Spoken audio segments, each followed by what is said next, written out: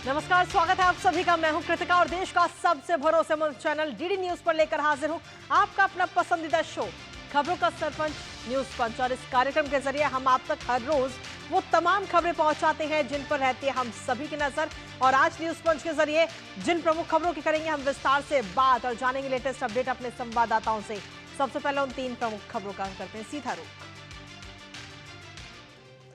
तो 3 प्रमुख खबरों में सबसे पहली और प्रमुख खबर संयुक्त राष्ट्र से जुड़ी। जी हां, जहां पर टीआरएफ का भांडाफोड़ हुआ है, कैसे और क्यों इसे भारत की कूटनीतिक जीत के तौर पर इस वक्त देखा जा रहा है, बताएंगे इस खबर के बारे में विस्तार से आपको। लेकिन इसके साथ ही जो दूसरी प्रमुख खबर है वो है भारतीय अर्थव्यवस्था से जुड़ी हुई। जी हां, आईएमएफ ने कहा है कि भारतीय अर्थव्यवस्था का जो जलवा है वो कायम है और सबसे तेज गति के साथ भारत आगे बढ़ रहा है। और इसके साथ ही आईएमएफ की इस रिपोर्ट में और क्या कुछ कहा गया है, बताएंगे इस खबर के बारे में भी विस्तार से आपको। लेकिन इसके साथ ही जो तीसरी प्रमुख खबर अंतर्राष्ट्रीय जगत से जुड़ी हुई, इजराइल को सीज फायर का अल्टीमेटम इस वक्त दिया गया है। फ्रांस के बाद अब यूके की तरफ से भी वार्निंग दे दी गई है। क्या ये वार्निंग दी गई है, क्या कुछ कहा गया है, बताएंगे विस्तार से। तो चलिए शुरुआत करते हैं आज के न्यूज पंच की। लेकिन सबसे पहले शुरुआत इस वक्त की बड़ी खबर के साथ, जहां लालू प्रसाद यादव को सुप्रीम कोर्ट से ये बड़ा झटका इस वक्त आज लगा है। सबसे पहली खबर आप तक पहुंचा रहे, जहां आपको बता दें कि सुप्रीम कोर्ट का याचिका पर सुनवाई से साफ तौर पर इनकार सुप्रीम कोर्ट ने कर दिया है। जमीन के बदले नौकरी घोटाले में ये याचिका जिस पर इस वक्त इनकार किया गया है। याचिका में सीबीआई की ओर से दर्ज एफआईआर को खारिज करने की मांग की गई थी लालू यादव की तरफ से, लेकिन इस याचिका पर सिरे से इनकार कर दिया गया है सुप्रीम कोर्ट की तरफ से। दिल्ली हाई कोर्ट में 12 अगस्त को इस मामले की सुनवाई भी होनी है, लेकिन उससे पहले ही सुप्रीम कोर्ट की तरफ से अगर हम देखें तो सीधे तौर पर इस याचिका पर सुनवाई से साफ इनकार सुप्रीम कोर्ट ने किया है, जिसे एक बड़े झटके के तौर पर इस वक्त देखा जा रहा है। लालू यादव को एक बड़ा झटका इस वक्त सुप्रीम कोर्ट से लगा है। तो ये सबसे बड़ी खबर इस वक्त आप तक पहुंचा रहे हैं बिहार से जुड़ी हुई, जिस पूरे मामले पर इस वक्त सुप्रीम कोर्ट से बड़ा झटका लालू यादव को लगा है। और याचिका में सीबीआई की ओर से जो एफआईआर दर्ज की गई है उसको खारिज करने की मांग इस याचिका में की गई थी लालू यादव की तरफ से। और इसके साथ ही दिल्ली हाईकोर्ट की जल्द सुनवाई के इनकार को भी सुप्रीम कोर्ट में चुनौती दी गई। तो ये सबसे बड़ी खबर इस वक्त सामने आई है। लालू प्रसाद यादव को सुप्रीम कोर्ट से ये बड़ा झटका इस वक्त लगा है।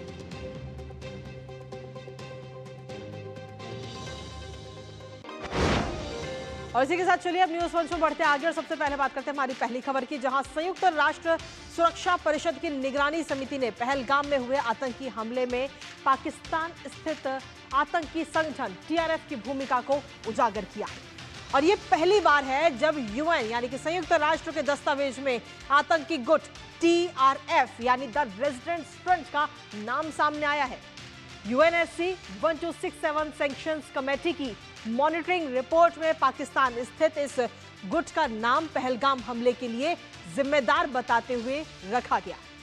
साथ ही आपको यह भी बता दें कि TRF the resistance front Pakistan के आतंकी संगठन लश्कर ए तैयबा का मुखौटा संगठन है। पहलगाम हमले में 26 पर्यटकों की मौत हुई थी और पाकिस्तान लगातार लश्कर जैसे आतंकी संगठन को बचाने की नाकाम कोशिश करता रहा है। यह भारत के लिए एक बड़ी कूटनीतिक जीत के तौर पर देखा जा रहा है, क्योंकि यूएनएससी 1267 सैंक्शंस कमेटी की जो भी निर्णय होते हैं वो सर्वसम्मति से लिए जाते हैं। पाकिस्तान के विदेश मंत्री ने अपने देश की नेशनल असेंबली में ये डींगे हाँकी थी कि रिपोर्ट से उन्होंने टीआरएफ का नाम हटवा दिया है। तो इस खबर का रुख करेंगे, लेकिन उससे पहले सीधा रुख करते हैं इस वक्त राज्यसभा के डॉक्टर के लक्ष्मण क्या कुछ कह रहे हैं, आइए सुनते हैं। And Central, being the same party, they have done nothing to this incident. जब भारत में ये अपने दुश्मन को करारा जवाब दिया, तब कांग्रेस ने हमारी सेना की बहादुरी पर सवाल उठाए। इस तरह कांग्रेस ने हमेशा जो 2016 में यूरी के बाद सर्जिकल स्ट्राइक किया, कांग्रेस ने कहा सबूत चाहिए। बाद में हमारे जो सेना ने वीरता शौर्य हमारे योद्धा किस तरह दिखाए, उसको कांग्रेस ने कभी भी अपनाया नहीं। 2019 में बालकोट में जो हादसा हुआ, उसके बाद एज स्ट्राइक किया गया। कांग्रेस ने पूछा कितने मारे, और पुलवामा हमले के बाद भी शहादत के सियासत में घसीटने की जो कोशिश किया ये कांग्रेस पार्टी ने किया। अब ऑपरेशन सिंदूर में भी कई सवाल उठाया जा रहा है, चाहे हमारे सीज फायर के बारे में। जितना ये अमेरिका अध्यक्ष ट्रंप पे विश्वास करते हैं, हमारे सरकार के ऊपर उनको विश्वास नहीं। हमारे लोकतंत्र के माध्यम से जो 3 बार हमारा मोदी जी ने जीतकर लोकतंत्र के माध्यम में लोगों का दिल जीतकर आज हासिल किया सरकार, उनके ऊपर विश्वास नहीं, सरकार के ऊपर विश्वास नहीं। और हमारे विदेशी मंत्री आंकड़े के साथ जब बताने के बावजूद भी ये नहीं मानते। इसलिए कांग्रेस जो बात करती है, लोग समझते हैं ये कांग्रेस की भाषा है या पाकिस्तान का भाषा है। जब टीवी हम देखते हैं, बाकी पाकिस्तान के जो डिबेट में देखते हैं, उसी भाषा को almost they have become a little spokes person of Pakistan, ऐसे भाषा वो बात करते रहते हैं। इसलिए आज ये कांग्रेस ने मोदी जी और बीजेपी और सरकार पे गुस्सा हो सकता, क्योंकि बार बार आपको गुस्सा होगा, आक्रोश होगा, क्योंकि मोदी जी के नेतृत्व में भारतीय जनता पार्टी 1 बार नहीं 3 बार consecutively they are winning. They are not allowing the Congress to come to power, not even allowing them to reach 100 or cross 100. आप गुस्सा हो सकते, आक्रोश हो सकते बीजेपी के ऊपर, मोदी जी के ऊपर। इसलिए मैं आपसे अनुरोध करता हूं, ये गुस्से देश के ऊपर, हमारा सेनानी के ऊपर बताना ये ठीक नहीं है। ये अगर राजनीति के माध्यम से हम let us fight politically, we may have differences, but let us not belittle आपको मौका मिलेगा, आप बोल सकते हैं। और हमारा सेनानी को हो, आपको मौका मिलेगा, देश को कमजोर करना ये ठीक बात नहीं है। No please don't disturb, please आपको हमारे मिलेगा अपनी बात करिए। प्रधानमंत्री कल सदन में, लोकसभा में बताया, no leader in the world asked India to stop its military operation. कोई दुनिया के अंदर कोई देश के नेता नहीं बताए ऑपरेशन सिंदूर को रोकने के लिए। Also told US vice president JD Vance on 9th May that if Pakistan fired bullets, India would respond with cannon balls. ये था मुंह का जवाब हम जरूर देंगे। हम कोई इसमें राज्य नहीं पड़ेगा। ये था हमारा रवैया। It has to pay heavy price Pakistan. इस तरह nothing will go on the board, only Lakshman ji Pakistan that will go on the board. जब conspiracy किया to provoke violence in India, but India stood one. Pakistan nuclear का जो blackmail किया, तभी भी हम झुके नहीं। इस तरह हमारे सेनानी ने, मैं पूछना था, ये बार बार पीओके क्यों वापस क्यों नहीं ले, ये सवाल उठा रहे। मैं पूछना चाहता हूँ, पीओके बना कैसा, पीओके हुआ कैसा, जिम्मेदार कौन थे? आज आप सवाल उठा रहे पीओ को वापस लाने के लिए। तो जरूर आज पूरा देश चाहती है, हमारा नेतृत्व में आज सतर्क है, आने वाले दिनों में उसका भी साबित करके दिखाएंगे। ये हमारा नेतृत्व का जो कटिबद्ध है। और इंडस वाटर ट्रीटी के जो बात कर रहे हैं, जो हमारा तो राज्यसभा में इस वक्त ऑपरेशन सिंदूर को लेकर ये चर्चा की जा रही है, जिसमें हिस्सा लेते हुए डॉक्टर के लक्ष्मण भारतीय जनता पार्टी के सांसद नजर आ रहे थे और उन्होंने सीधे तौर पर कांग्रेस पर हमलावर होते हुए इस दौरान नजर आया और कहा कि कांग्रेस हर बार सेना पर और देश पर सवाल उठाने का काम करती है, जितने भी आतंकवादियों के खिलाफ कदम उठाए गए। और इसी के साथ वापस रुक करते हैं हमारी खास खबर का, जिसमें यूएनएससी में अब टीआरएफ का जिक्र किया गया है। आखिर यूएनएससी की जो ये रिपोर्ट सामने आई है, उस रिपोर्ट में क्या कहती है यूएनएससी की ये रिपोर्ट, वो आपको बताते हैं। सबसे पहले आपको बता दें कि यूएनएससी की 1267 सेक्शंस कमेटी की ये रिपोर्ट इस वक्त सामने आई, जिसमें टीआरएफ का जिक्र किया गया है। निगरानी समिति की रिपोर्ट में टीआरएफ और लश्कर-ए-तैयबा यानी एलईटी पर अंश 1 उसमें एक जो पैरा है वो नजर आया है। 22 अप्रैल को पहलगाम हमले में 26 नागरिक मारे गए थे आतंकवादियों के द्वारा, और उसका भी जिक्र। इसके साथ ही द रेजिडेंट्स फ्रंट यानी टीआरएफ ने हमले के दिन ही इस हमले की जिम्मेदारी ले ली थी। इस आतंकी हमले की जिम्मेदारी टीआरएफ ने ली थी, जिसके बाद अगले दिन टीआरएफ ने एक बार फिर से इस दावे की पुष्टि की थी और साफ कहा था कि यह हमला टीआरएफ ने करवाया है, जिसे लश्कर-ए-तैयबा का ही एक संगठन माना जाता है। साथ ही 26 अप्रैल को टीआरएफ ने अपना दावा वापस ले लिया था। 2 बार ये दावा किया गया हमले का और उसके बाद में ये दावा वापस ले लिया। इसके बाद अन्य समूह ने भी इस हमले की, जो ये हमला हुआ पहलगाम में आतंकी हमला, उसकी कोई जिम्मेदारी नहीं ली। सदस्य देशों की तरफ से कहा गया कि लश्कर-ए-तैयबा के समर्थन के बिना यह हमला संभव ही नहीं है। ये बात इस ग्रुप की तरफ से कही गई। और इसके साथ ही अन्य देशों ने कहा है कि टीआरएफ ही लश्कर-ए-तैयबा का दूसरा नाम है। तो सीधे तौर पर अब टीआरएफ को लेकर ये सच्चाई इस वक्त पूरे विश्व के सामने निकलकर सामने आ रही है। लेकिन इसके साथ ही इस रिपोर्ट में टीआरएफ का जो जिक्र है वो अपने आप में काफी महत्वपूर्ण है। कैसे, बताते हैं। दरअसल सर्वसम्मति से होते हैं 1267 सैंक्शंस कमेटी के जो निर्णय हैं, और इस निर्णय में ही टीआरएफ का जिक्र किया गया। टीआरएफ के उल्लेख को और महत्वपूर्ण इसके जरिए कहीं ना कहीं बनाया गया। पाकिस्तान ने यूएनएससी के प्रेस स्टेटमेंट से अपना जो ये पूरा नाम है वो हटवाया था, लेकिन अब जो स्टेटमेंट सामने आया उसमें टीआरएफ का पूरी तरह से जिक्र किया गया है। दुनिया अब पहचान रही है कि पाकिस्तान की जो पूरी झूठी कहानी है और भारत की सच्चाई। लेकिन इसके साथ ही 2019 के बाद लश्कर-ए-तैयबा या फिर पाक आतंकी संगठन का यूएन रिपोर्ट में ये जिक्र किया गया। इससे पहले 2019 में इसका जिक्र हुआ था। इसके साथ ही यूएन रिपोर्ट में जिक्र हुआ और भारत की संयुक्त राष्ट्र में विश्वसनीयता भी बढ़ी है। साथ ही भारत ने आतंकवाद विरोधी प्रयासों की जो मान्यता है वो भी मिली है, और सभी देशों की तरफ से भारत को पूरा सपोर्ट आतंकवाद के लिए मिलता हुआ नजर आ रहा है, आतंकवाद के खिलाफ मिलता हुआ नजर आ रहा है। हमारे साथ हमारी सहयोगी मेघना इस वक्त जुड़ गई है। सीधा रुख करते हैं। मेघना, कैसे देखते हैं इसे? यूएनएससी की इस रिपोर्ट में टीआरएफ का जिक्र किया गया और कहा गया कि टीआरएफ जो है वो लश्कर-ए-तैयबा का ही दूसरा मुखौटा है, और कहीं ना कहीं इसे भारत की कूटनीतिक जीत के तौर पर भी देखा जा रहा है। मेघना जी बिल्कुल, देखिए बहुत बड़ी डिप्लोमेटिक जीत कहेंगे इसे, क्योंकि जिस तरीके से आप हमारे दर्शकों को बता रही थी कि पाकिस्तान के विदेश मंत्री ने इस बात को बड़े बढ़ चढ़कर बताया था कि किस तरीके से पहलगाम पर जो यूएनएससी का कंडेमनेशन स्टेटमेंट था उसमें पाकिस्तान सफल हुआ टीआरएफ का नाम हटाने में। लेकिन अब जब ये यूएनएससी की ये मॉनिटरिंग टीम की रिपोर्ट है उसमें अगर हम देखें तो पहली बार ऐसा हुआ है कि यूएन के किसी डॉक्यूमेंट में टीआरएफ का जिक्र किया गया है। और इतना ही नहीं, इस टीआरएफ के जिक्र को साफ तौर पर सिनोनिमस बताया गया है लश्कर-ए-तैयबा के, या फिर कह सकते हैं कई जगहों पर इस पैराग्राफ में जो साउथ एशिया का जो सेक्शन है जहां पर ये पैराग्राफ लिखा हुआ है मॉनिटरिंग टीम की इस रिपोर्ट में, उसमें बताया गया है कि कैसे इस हमले को अंजाम नहीं दिया जा सकता था बिना लश्कर-ए-तैयबा के सपोर्ट के, या फिर ऐसा माना जा सकता है कि लश्कर-ए-तैयबा ही एक तरीके से टीआरएफ है। जी देखिए, यहाँ पर इस बात का साफ तौर पर जिक्र भी है। अगर हम देखें तो इस बात को ऐसे माना जा सकता है कि अपने जिहादी प्रॉक्सीज को मॉडर्न और फैंसी नाम देकर पाकिस्तान अलग अलग एंटिटीज को चला रहा है।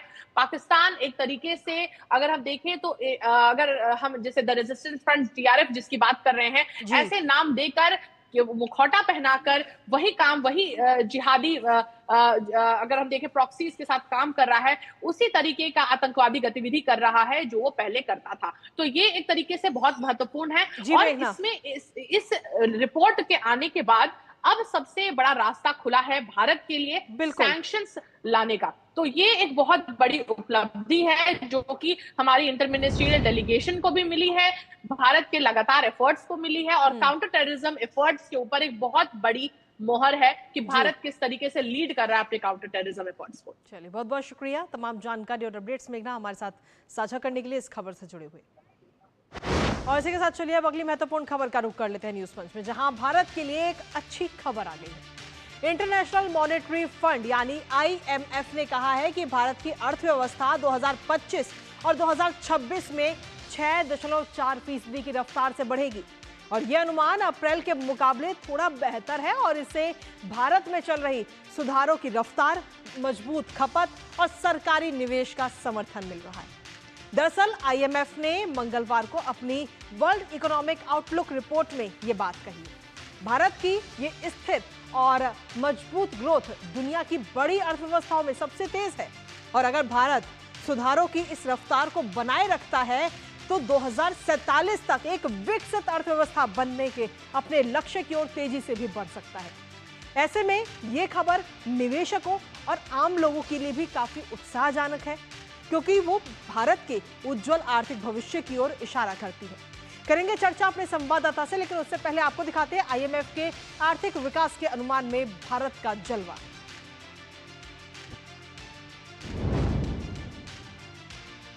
तो आपको बता दें कि आईएमएफ के इस आर्थिक विकास के अनुमान में भारत का ये जलवा इस वक्त देखने को मिला है, जहां दुनिया की सबसे तेज रफ्तार के साथ अर्थव्यवस्था में नंबर 1 पर इस वक्त भारत नजर आए। 2025-26 में 6.4% की रफ्तार से भारत की अर्थव्यवस्था जो है वो बढ़ती हुई नजर आएगी, ये अनुमान जताया गया है। वैश्विक विकास दर के अनुमान में भी बढ़ोतरी दर्ज की गई है। लेकिन इसके साथ ही आपको बता दें कि 2025 के लिए वैश्विक विकास दर की अगर हम बात करें तो 2.8% से बढ़कर उसे भी 3% किया गया। 2026 में वैश्विक विकास अनुमान जो है 3.1% पर है। और वहीं भारत के अलावा अगर हम बात अमेरिका की करें तो अमेरिका में विकास दर 2025 में 1.9% और 2026 में 2% है। ऐसे में चीन की अगर हम बात करते हैं तो विकास दर 2025 में 4.8 और 2026 में 4.2%। भारत में सुधार, मजबूत खपत और सरकारी निवेश से विकास संभव है। लेकिन इसके साथ ही आपको बता दें कि नौकरियों और बुनियादी सुविधाओं पर भी हमें जोर देना होगा। इसी के साथ आपको बता दें कि क्या कुछ आखिर कहा गया है आईएमएफ की तरफ से अपनी इस रिपोर्ट में। दरअसल इसमें बताया गया कि वित्त वर्ष 2025-2026 में भारत की आर्थिक वृद्धि दर 6.4% रहने का अनुमान है।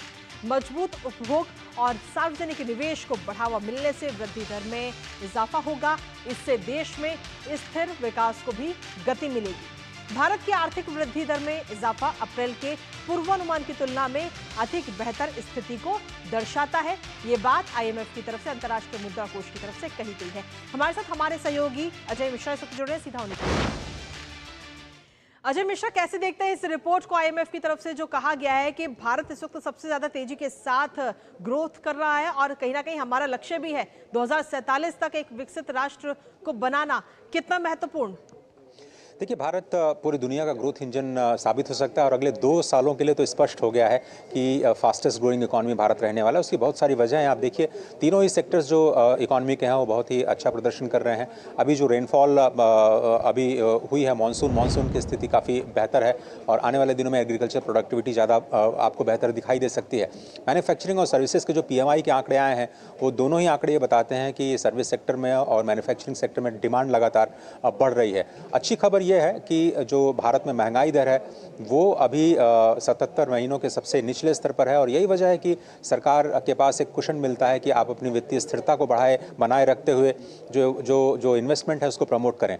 तो ये IMF का ये कहना कि इस अनिश्चितता के माहौल में जब सभी लोग ट्रंप के टैरिफ की ओर निगाहें लगाए बैठे हुए हैं और भारत और अमेरिका के बीच में ट्रेड डील पर अभी लगातार बातचीत चल रही है, भारत की अर्थव्यवस्था सबसे मजबूत की स्थिति में दिख रही है और आने वाले दिनों में जो ऊर्जा की कीमतें हैं कृतिका, वो 7% नीचे जाने की उम्मीद है, जो कि भारत के लिए दूसरा पॉजिटिव है। तो ओवरऑल अगर आप टैरिफ की बात देखें तो थोड़ा सा सेटलमेंट होता हुआ नजर आ रहा है। मिसाल के तौर पर जापान के साथ 15% का ट्रेड हुआ, टैरिफ तय किया गया। यूरोपियन यूनियन के साथ अभी बात कल ही हुई है जिसमें 15% के टैरिफ की बात हुई है। माना जा रहा है कि जल्दी जो बड़ी अर्थव्यवस्थाएं हैं, चीन के साथ पहले ही बातचीत हो चुकी है। तो अब ये कहा जा रहा है कि धीरे धीरे जो व्यवस्थाएं हैं अमेरिका की तरफ से वो थोड़ा सा स्टेबल हो रही हैं टैरिफ के मुद्दे पर और आगे जाते हुए जो भारत और अमेरिका के बीच में ट्रेड डील है उससे भी कुछ सकारात्मक संकेत देखने को मिल सकते हैं। इसके साथ ही अगर हम देखें तो विकसित राष्ट्र का जो सपना है उसको साकार करने में कितनी मदद मिलेगी GDP ग्रोथ से? देखिए, बहुत इंपॉर्टेंट है भारत जैसे इमर्जिंग इकोनॉमी के लिए जो कि लगातार विकसित होने की कोशिश कर रहा है कि वो अपनी ग्रोथ रेट को 6.5-7% बढ़ाए। लेकिन अभी भी बहुत सारे एक्सपर्ट मानते हैं कि हमें 8 से 9% की दर पर विकास करना होगा अगर आप 2047 के लक्ष्य को देखें। और उम्मीद ये की जा रही है कि जो सरकारी इन्वेस्टमेंट है, जो पब्लिक इन्वेस्टमेंट है, जब तक प्राइवेट इन्वेस्टमेंट उसमें कदम ताल नहीं करेगा तो थोड़ा सा मुश्किल हो सकता है। तो सभी को अपना प्रयास करना होगा और अपने अपने स्तर पर योगदान देना होगा, तभी ये जो बड़ा जो सपना है विकसित भारत का वो पूरा होता हुआ दिखाई देगा। इसके साथ ही अजय, बाकी देशों की भी रिपोर्ट इसमें साझा की गई है, जहां अमेरिका की बात की गई है और चीन का भी जिक्र किया गया है। लेकिन सबसे ज्यादा ग्रोथ का जो दर है, जो परसेंटेज है, वो भारत की ही है।